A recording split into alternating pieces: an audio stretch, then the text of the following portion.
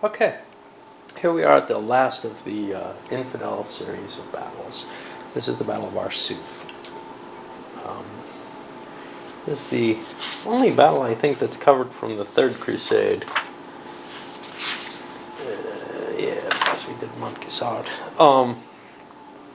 So, what you have is a situation where King Richard's army is moving, basically changing base into a position towards Haifa, I don't know. I don't think it's Haifa because Haifa is spelled differently. So we'll call it Jaffa. But you see, Jaffa probably. Anyway, around the town of Arsuf, which is pretty much a desolate waste at this point, constant fighting, Saladin comes forward and meets him. Now,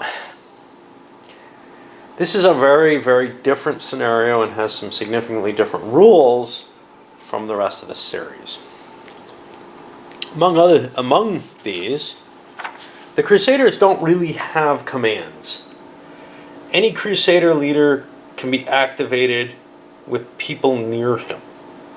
Richard can be activated and move almost the whole army. Actually, I think he can move the whole army under these activations slowly forward. I think it's a 3 hex movement limit.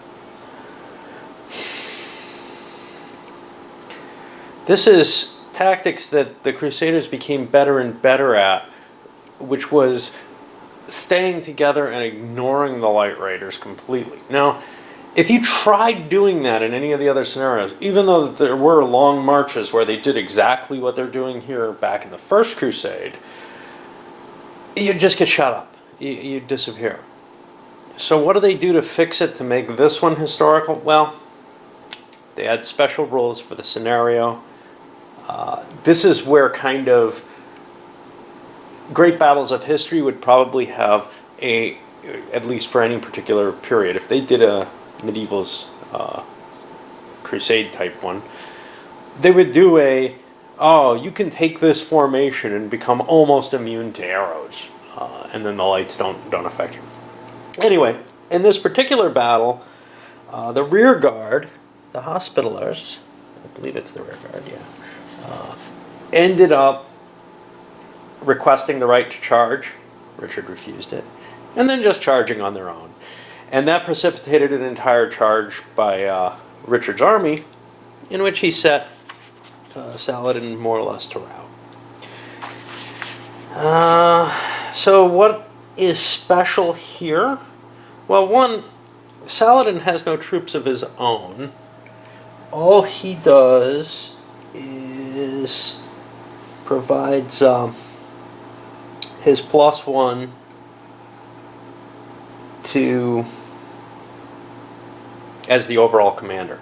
Richard is also treated as overall commander with that same benefit, except he can't affect the Hospitallers or the Templars for that.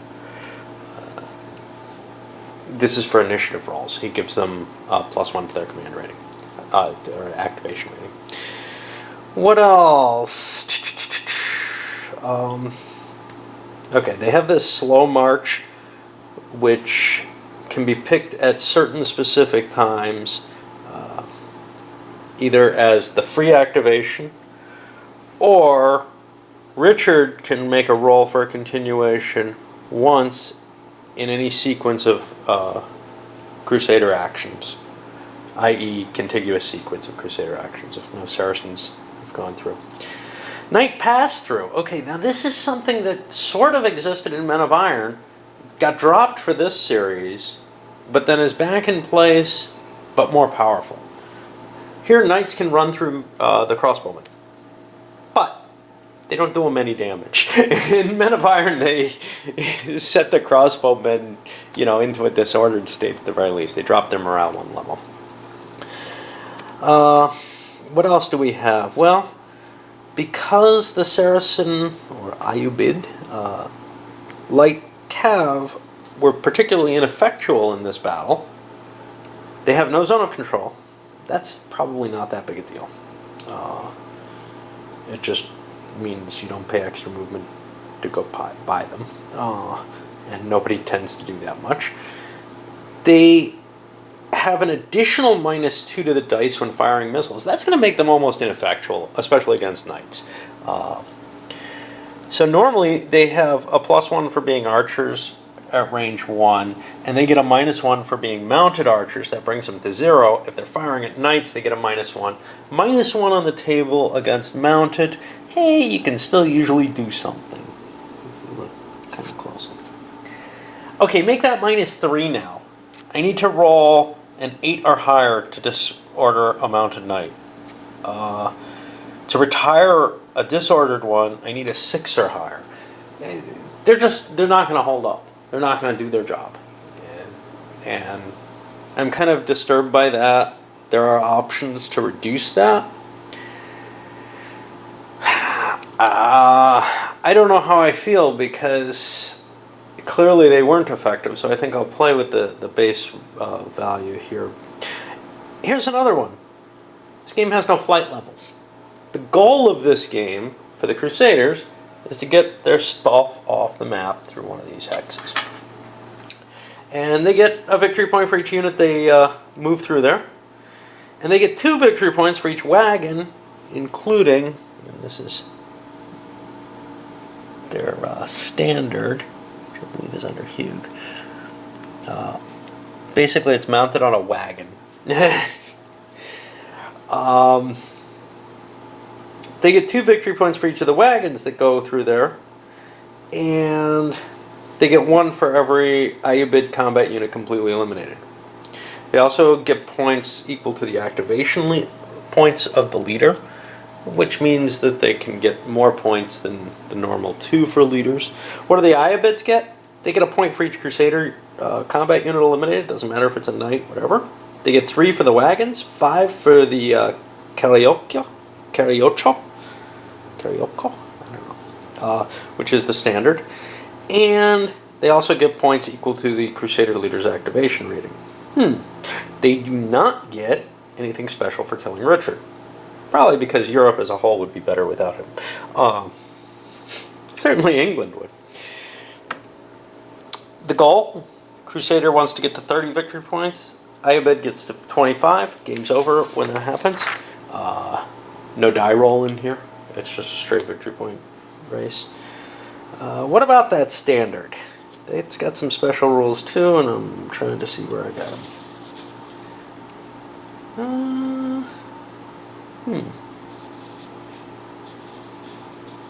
There we go. Okay.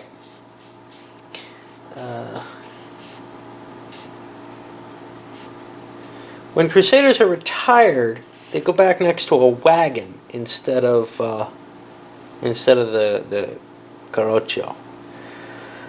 When the standard is activated, everything adjacent to any wagon can be rallied, except for the Carroccio.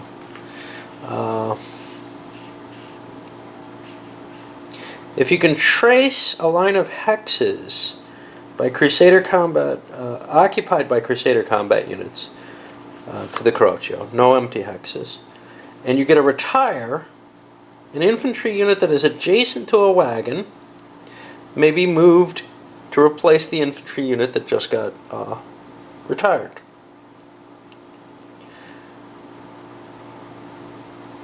So the line will stay much more sturdy, at least the infantry line, which you'll see is in the front, as long as you've got units moving back and forth.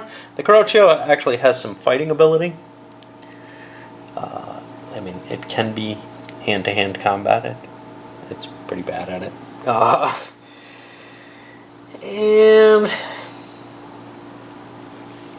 once it leaves the map, it's as though it's eliminated, which means that retired units can't be rallied. You have to kind of get it off the map towards the end of your column, as that is if you're doing a fighting with Rome. Let's look at the units. For one thing, we see all kinds of colors for the Crusaders. That's because they don't have any organization. So they decided to make them a multicolored army or something like that. It's kind of a pain to set up. Not too big a deal.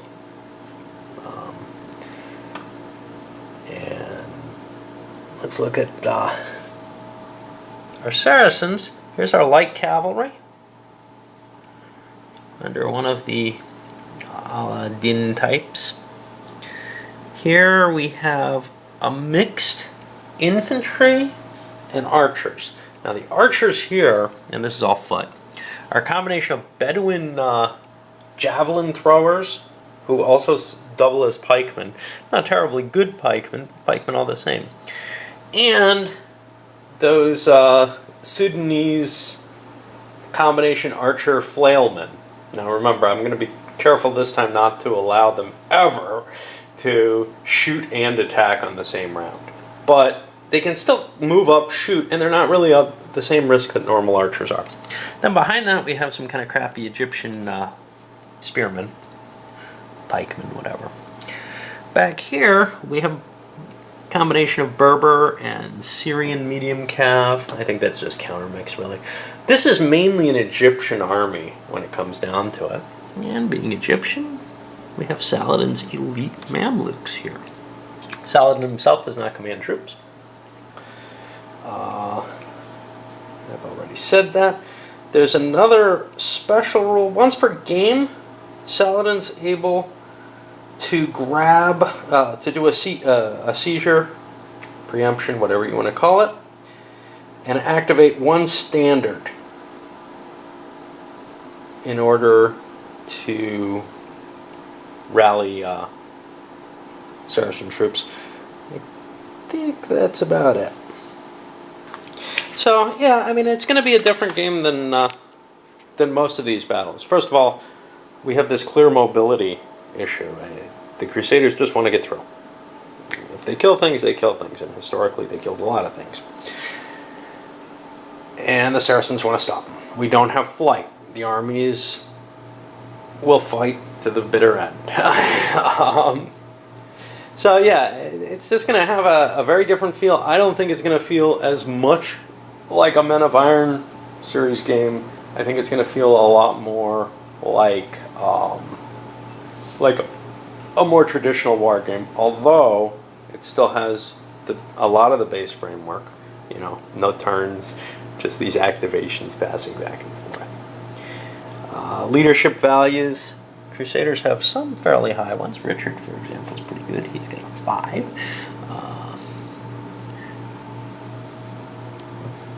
But he can only use that once in each turn, in each of his activations. So, and only for the slow movement.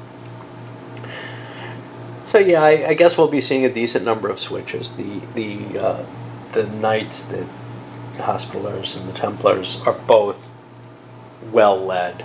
The Saracens do not have particularly good leaders, just a bunch of 3s. 2's in charge of the lights, of course, because the lights suck. I think the Crusaders go first. Yep.